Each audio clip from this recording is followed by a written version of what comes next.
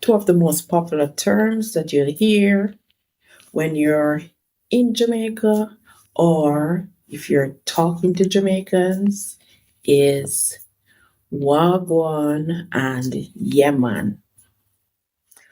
Wagwan is it's a question, it's asking, how are you doing? How are you? So when somebody say wagwan, you say, I'm fine, I'm okay, I'm doing great. And yemen, it's saying yes. So somebody asks you, are you coming over later? You can say, yeah, man, in patois.